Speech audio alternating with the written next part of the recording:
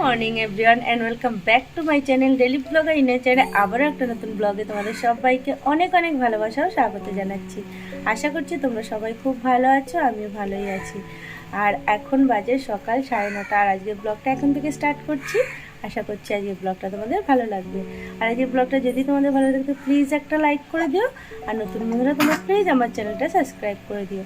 তো চলো আজকে ভিডিওটা শুরু করা যাক। আর বাইরে কিন্তু আজকে ওয়েদারটা ভীষণই ভালো, ভীষণই ভালো। তার কারণ হলো বাইরে আজকে বৃষ্টি হচ্ছে।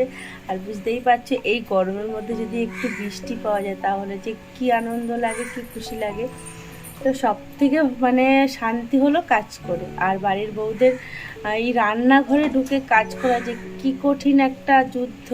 তো একটু বৃষ্টি হলে অন্তত একটু শান্তিভাবে কাজকর্ম করা যায়। আর বাড়ির লোক তো কোনো দিনই বুঝবে না কষ্ট, তো যদি একটু প্রকৃতি বোঝে এই আর কি। তো দেখো বাইরে কি সুন্দর বৃষ্টি হচ্ছে, ওয়েদারটা এত সুন্দর লাগছে দেখতে, কি বলবো তোমাদের। এই গরমে এই বৃষ্টিটাই যেন একটা শান্তি। তো যাই হোক, এখন ওই যে মাম্মাও উঠে গেছে আমার সাথে, আর ও বিস্কিট খাচ্ছে এখন। আর আমি যাব একটু চা করতে, কারণ এই বৃষ্টির ওয়েদারে যদি চা না খাই তাহলে বৃষ্টিটা উপভোগ করাই বেকার হয়ে যাবে। তো এখন যাব চা চা করতে। তারপরে মাম্মার জন্য ভাত রয়েছে, কালকে ভাত করেছিলাম রাত্রে, বেশি করেই করে রেখেছিলাম, তো ওটা আমিও খাবো, মাম্মাও খেয়ে নেবে। আর এখন তো আপাতত একটু চা খাবো, তারপরে চাটা উপভোগ করব, বৃষ্টি দেখতে দেখতে চা খাবো। তো চলো আজকে ভিডিওটা শুরু করা যাক। তোমাদের সাথে আস্তে আস্তে সমস্ত কিছু শেয়ার করার চেষ্টা করব, সঙ্গে থাকো।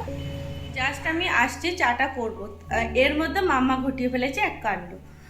কি বলবো, ওর জন্য না একটা সেকেন্ড আমি চোখটা সরাতে পারি না ওর কাছ, ওর উপর থেকে। কিন্তু দাঁড়িয়ে ছিল, হঠাৎই দাঁড়িয়ে রয়েছে, হঠাৎ করে কি মনে হলো দৌড়ে এসে জামা কাপড় ওখান থেকে একটা প্যান্ট নিয়ে নিচে ফেলে দিয়েছে। বলো কি কাণ্ড। এখন হট করে আমি নিচে কি করে যাব, ও একা ঘরে রয়েছে। তো আমি তো যে কি করব, তারপর নিচের থেকে একটা কাকিমা যাচ্ছিলেন, ওনাকে বললাম যে কাকিমা আমাকে তাহলে একটু প্যান্টটা তুলে দিন, আমি ওপর থেকে ব্যাগ ফেলছি। তো তা কয়েক সেকেন্ডের মধ্যে আমি ধরতে মাম্মা দাঁড়াতেও কি ওকে ধরতে যাব পুরো ওর কাছে, আমি ধরতে পারলাম না, এতটা স্পিড। কি বলবো, রোবটের থেকেও স্পিড ওরা বেশি। তো ওরকম ভাবে ফেলে দিয়েছে। এর আগেও অনেক কিছু, যে বাটি, তারপরে ওর ওয়াটার বোতলের নিপিল, ওই যে ফিডিং বোতল ছিল ওটা নিপিল ফেলে দিয়েছিল একদিন, চামচ ফেলে দিয়েছিল, এরকম অনেক কিছুই ফেলতো। তো মাঝখানে সেরকম একটা ফেলতো না কিছু। তো হঠাৎ করে এখন নিয়ে গিয়ে প্যান্টটা ফেলে বলছে যা পয়ে গেছে। কি বলবো আর। তারপরে ওই যে তুলে দিলেন উনি। এই এখন যাওয়া সম্ভব বলো, বৃষ্টি হচ্ছে বাইরে, তার মধ্যেও একা ঘরে রয়েছে। কি বলবো, এরকম অনেক কাণ্ড থাকে, রোজই করতে থাকে। যাই হোক, আমি রান্নাঘর চলে এসেছি, আর এখন চাটা করব। কি হয়েছে বাবাই, পারছিস না? তাহলে আমি কি করব বল। দেখো কিরকম বোকা মেয়ে, এটা পারছে না। এই যে এখানে এগুলো নিয়ে দেখো, এগুলো কোনো খেলার জিনিস? এখানে মশা এখানে কামড়ায় না মাথায়, এগুলো কোনো খেলার জিনিস? এই যে পেঁয়াজ, আলু, এই সমস্ত কিছু আমার রান্নাঘর থেকে নিয়ে আসবে, এনে এখানে বসে খেলা শুরু করছে। আর ওই চামচটা দিয়ে ওঠানোর চেষ্টা করছে, উঠছে না বলে কান্না করছে। বোকা মেয়ে একটা। বাবা এগুলো করে না, দেখো বললে শুনবে না। সমস্ত পেঁয়াজের খোসা, রসুনের খোসা, এগুলো সমস্ত ঘর করে রাখে। তো চলো চাটা করে নি, তারপরে তোমাদের সাথে আবার কথা হচ্ছে। একটা করতে যাই তো আর একটা শুরু হয়ে যায়। যাই হোক, সঙ্গে থাকো। কথায় আছে কোনো কিছু নিয়ে বেশি আনন্দ করতে নেই। ভাবলাম যে বৃষ্টিটা হচ্ছে, কি সুন্দর ওয়েদার, ঠান্ডা ঠান্ডা থাকবে, তো ভীষণই আনন্দ পেয়েছিলাম। তো দেখছি বাইরে বৃষ্টি তো কমেই গেছে, গরম শুরু হয়ে গেছে, শান্তি আর নেই। বেশি আনন্দ করছিলাম, চা খাবো, বৃষ্টি দেখবো, বৃষ্টি চা করতে করতেই বৃষ্টি কমে গেছে। যাই হোক, চা খাওয়া হয়ে গেছে, আর এদিকে অনেক কাজকর্ম আমার কমপ্লিট হয়ে গেছে। বাসি, যেমন বাসনপত্র মেজে নিয়েছি, ঘর ঝাড় দিয়ে নিয়েছি, বিছনা তুলে নিয়েছি, মাম্মাকে খাইয়েছি। এখনো আমি খাইনি, তবে চাটা খেয়েছি শুধু। আর এদিকে এই যে রান্নাবান্নার অনেক প্রিপারেশন করে নিয়েছি। তো দেখাই তোমাদের কি কি রান্নাবান্না আজকে করব। তো এখানে দেখো ইলিশ মাছ রয়েছে, সব থেকে ফেভারিট মাছ আমার, ইলিশ মাছ, চিংড়ি মাছ, এই দুটো মাছ ভীষণ ফেভারিট আমার। তো দুটোই পরপর হচ্ছে। আর এখানে যে চিকেন রয়েছে, চিকেনটা মানে তোমাদের দাদা ভাইয়ের জন্যই করবো অ্যাকচুয়ালি। ওই যে স্টু মতো করে দেয়, চিকেন স্টু করে দিতে হয়, তো ওটা দিয়ে ও ভাত খেয়ে নেয়। তো ওটাই করব, আর চিকেন কষা করব না, চিকেন স্টুই করব। আর এই ইলিশ মাছটা এতগুলো মাছ রয়েছে, কালকে চিংড়ি মাছ খেয়েছি, আজকে আবার ইলিশ মাছ এতগুলো, মানে মেইন তো খেলে শরীর খারাপ করবেও, আর দ্বিতীয়ত কি বলো তো, এত মাছ একসাথে খেলে না সেই মাছ মানে মাছের টেস্টটা বা ফ্লেভারটা প্রপারলি নেওয়া যায় না। তো ভাবলাম কি ঠিক আছে, এত মাছ যখন করবো না, মানে দুজন মানুষ বুঝতেই পারছো, এতগুলো মাছ করে কি করব বলো, মানে খেতে খেতে লাস্টে অসহ্য লাগবে, তো তার থেকে ভালো যে দুবার করে করি মাছটা। তো সেই কারণে ভাবলাম যে আজকে একটু বৃষ্টি বৃষ্টির ওয়েদার আছে, তো তোমাদের দাদাভাই অনেক সময় বলে যে একটু খিচুড়ি করো, ইলিশ মাছ ভাজা দিয়ে খাবো, এরকম বলে। অন্য সময় ইলিশ মাছ যখন আনা হয় তো সেই সময় এত গরম থাকে বা সেরকম মানে সেই সময় করা হয় না খিচুড়ি ফিচুড়ি, তো ভাবলাম যে আজকেই তাহলে করা যাক খিচুড়ি। তো গোবিন্দভোগ চাল রয়েছে, ওখান থেকে অল্প করেই করব, বেশি করব না। তো মেইন হলো ও জানো তো, এই পেঁয়াজ দিয়ে তারপরে টমেটো টমেটো দিয়ে এটা এইভাবে করলে খিচুড়িটাও খেতে বেশি ভালোবাসে, তো ওইভাবেই ওকে করে দেবো আজকে। মানে ওকে বলতে সবাই আমরা খাবো, খিচুড়িটা করবো, আর মাম্মাও তো খিচুড়ি খায়। তো ভাবলাম যে আজকে তাহলে ইলিশ মাছ ভাজা আর খিচুড়ি করি, আর অল্প করে ভাতও করব, কারণ চিকেন স্টুটা করবো, ওটা দিয়ে ভাত খেয়ে নেবে, কারণ খিচুড়ি খেয়ে থাকা যায় না স্বাভাবিক। আমি তো পারি না খিচুড়ি খেয়ে থাকতে, কারণ আমি অত ভালোবাসিও না খিচুড়ি। তো যাই হোক, ইলিশ মাছের তেল দিয়ে আমি তো ভাত পুরো মানে খেয়ে নিতে পারবো, আর কোনো আমার কিছু লাগবেও না। তবুও দেখা যায় আলু টালু কিছু মানে কিছু একটা সিদ্ধ দিতে পারি। তো এখানে মানে ম্যাক্সিমাম মাছটাই আমি তুলে রাখবো, 2 থেকে 3 পিস মাছ রাখবো ভাজা, আর বাকি মাছটা আমি ফ্রিজে রেখে দেবো এখন। তো চলো আমি মাছগুলোকে এখন রেখে দিই, তারপরে যে মাছগুলোকে ভাজবো ওগুলোতে নুন হলুদ মাখাই, আর ওই চিকেনটা ম্যারিনেট করতে হবে, আদা রসুন আর গোলমরিচ লবণ এটা দিয়ে মাখিয়ে রাখবো। তারপরে প্রেশার কুকারটা আবার এঁঠো রয়েছে, ওটা মাজা হয়নি, সব থেকে আবার মানে বিরক্ত লাগে প্রেশার কুকার আর কড়াই মাজতে, জানো তো। তো যাই হোক, ওটা তো এখন লাগবে, তো ওটাকে এখন মাজবো। বাবাই খুলছিস কেন জলটা, ঠিক আছে, প্রত্যেকটা জলের বোতল খুলে ফেলে। তো মাম্মাকে ওখানে আমি চালিয়ে দিয়ে এসেছি টিভি তো দেখছে, আর পুরো ঘর তছনছ করছে। অ্যাকচুয়ালি জানো তো, বাচ্চা কাচ্চা ঘরে থাকলে না ঘর গুছিয়ে রাখা সম্ভব না, যতই তুমি গুছিয়ে রাখো না কেন ওরা সেই ঘরটা নোংরা করবে। আর আমার খাটে তো মানে মাম্মার সমস্ত কাজ। কি হলো বাবাই, একটু এটা নেয় না মা, এটা নেয় না, একটু সবাইকে হাই করে দিয়ে যাও তো, একটু হাই করে দিয়ে যাও তো, একটু হাই করে। ঠিক আছে, দেখেছো কি দুষ্টু। ও মা, আমার ছোনা পাখিটা রে, নামি না বলে উঠি, বলে নামি, উঠি নামি কিছুই বলতে পারে না ঠিক করে। তাকা এদিকে, তাকা একটু, তুই কি দেখছিলি ঘরে, একটু গান করে শুনিয়ে দে তো, একটু গান করে শুনিয়ে দে তো। তারপরে ওঠো ওঠো না, তারপরে নামিয়ে দেবো। একবার বলিস উঠি, একবার বলিস নামি। তো এখানে এই যে মাম্মাকে চালিয়ে দিয়েছি, কার্টুন ও দেখছে, আর আমি এখন একটু খেয়ে নেবো, মানে ভাত খাবো। মাম্মাকে খাইয়েছি, অল্পই খেয়েছে, কদিন ধরে তো বলছি তোমাদের একই কথা, খাচ্ছে না। এটাই মানে সব থেকে মানে খারাপ লাগছে, যে ঠিকঠাক করে খাচ্ছে না, সব কিছু ঠিকই আছে কিন্তু খেতেই চাইছে না, জানো না। এটা মানে একটু চিন্তার বিষয় না, বোঝোই তো যে বাচ্চা কাচ্চা না খেলে মায়ের কীরকম লাগে। যদি একটু খায় তাহলে মনটা শান্তি পায়। যাই হোক, চলো মাছগুলোতে নুন হলুদ মাখিয়ে নিই, আর বাকি মাছটা তুলে রাখি, তারপর তোমাদের সাথে আবার কথা হচ্ছে। তো দেখো এখানে খাবার নিয়ে বসে গেছি, আর এখন যদি না খাই না এরপরে আর খেতে পারবো না।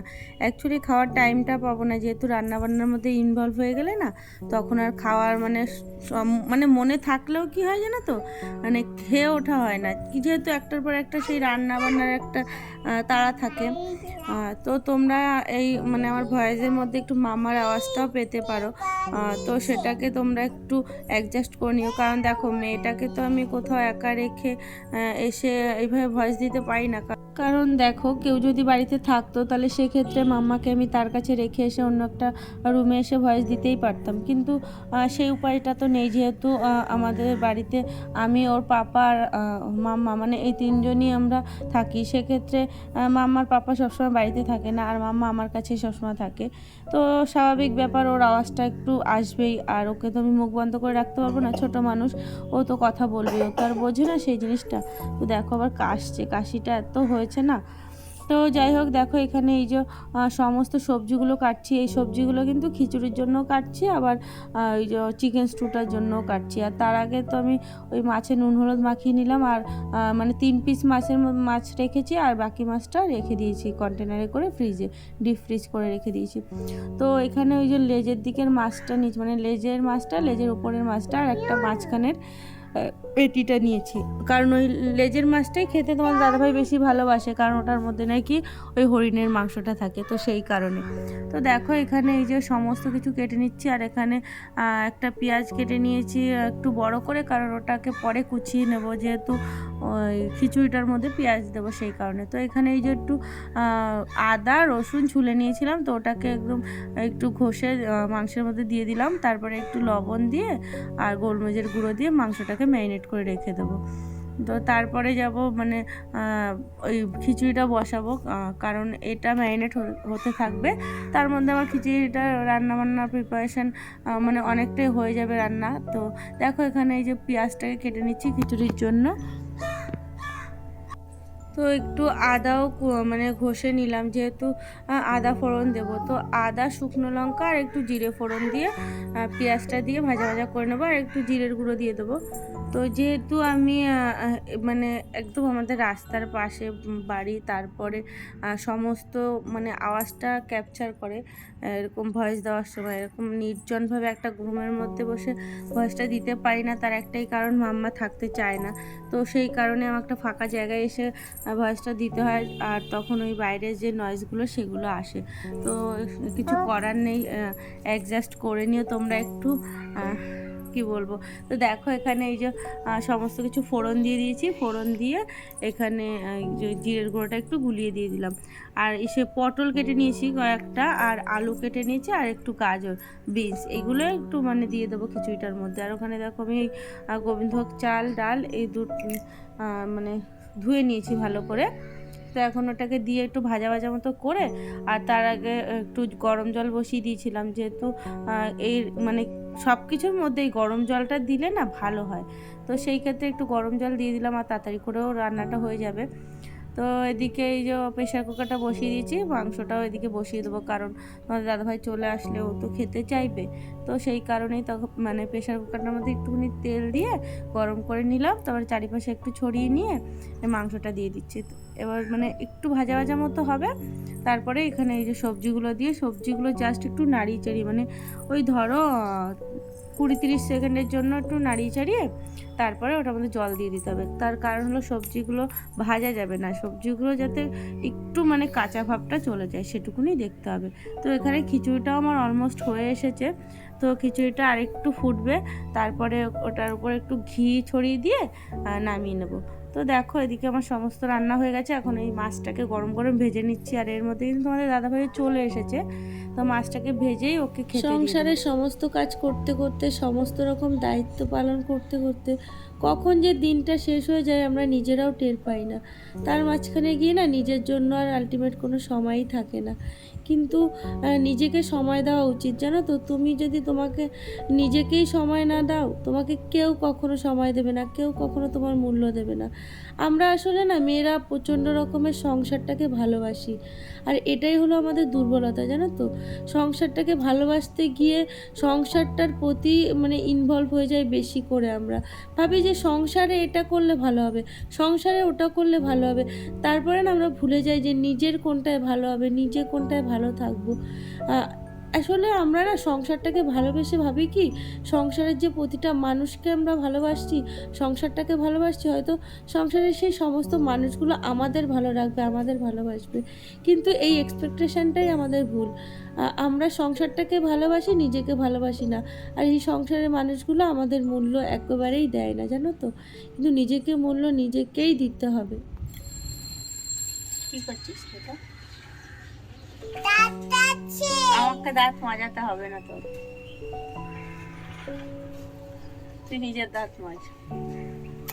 Good evening everyone. তো রান্না বান্না করে খাওয়া দাওয়া করে আর তোমাদের সাথে দেখো কথাই বলতে পারছি না। তো তোমাদের সাথে আর কোনো কিছু শেয়ার করা হয়নি, ভেবেছিলাম একটু রেস্ট নেবো। আর আজকে অনেকটা দেরি হয়ে গেছে সমস্ত কাজকর্ম গুছিয়ে উঠতে উঠতে। আর তার মাঝখানে মামাকে ঘুম পাড়িয়েছিলাম, কিন্তু ও হলো আমার সমস্ত কাজ কমপ্লিট করতে করতে ও উঠে পড়েছে। মানে আমি আর শোবো তার উপায় নেই। আর উঠে তো পড়েছে, এত দুষ্টুমি করছে, এত বদমাশি করছে, একটু কথা শুনছে না।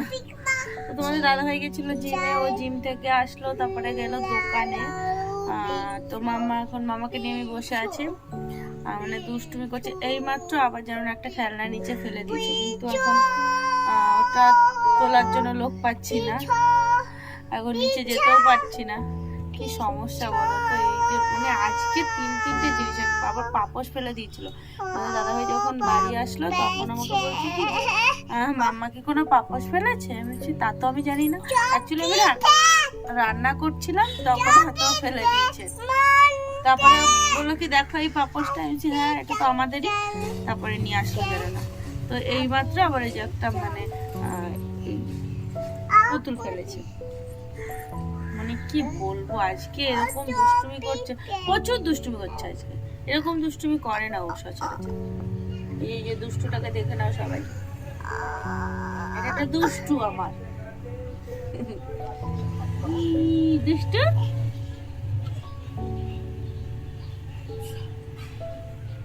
মাম্মা আমার মাম্মা, ওরে বাবারে। তো এই হলো অত্যাচার, এগুলো হলো অত্যাচার।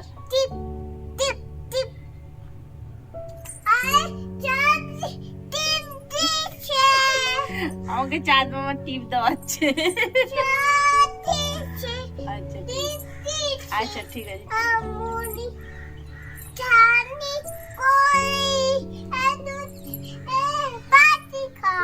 দুধ বাতি খাই, দুধ বাতি খাই। তা হাম্পু দে আমাকে,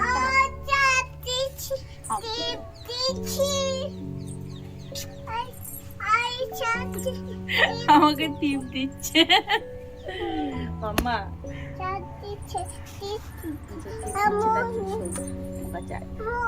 আচ্ছা ওই যে সবাইকে একটু একটু গান শুনিয়ে দিত, এই যে ওঠো ওঠো গানটা শুনিয়ে দেবে। অত্যাচার, এগুলো অত্যাচার। না ঘুমিয়ে মানে ঘুমাতে দিচ্ছে না।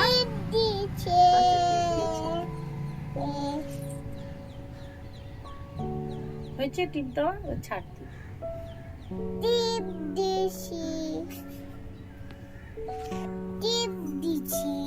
টিপ দিচ্ছিস, বুঝেছি। এই বদমাশিটা চলতে থাকবে, ননস্টপ চলে আমার সাথে, পাগল হয়ে যাবো আমি।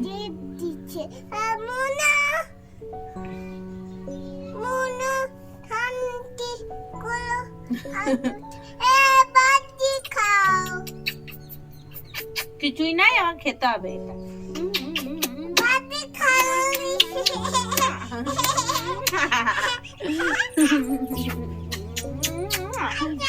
মিথ্যিটা খাবো আমি, মিথ্যিটা।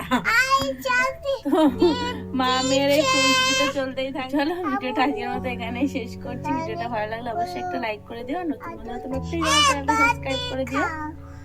তো এই একটা জিনিসের জন্যই খুশি থাকি, এই আমার একমাত্র খুশির কারণ। তো চলো আবারও দেখা হবে তোমাদের সাথে নতুন একটা ব্লগে। ততক্ষণ অবধি তোমরা সবাই সুস্থ থেকো, ভালো থেকো, সাবধানে থেকো।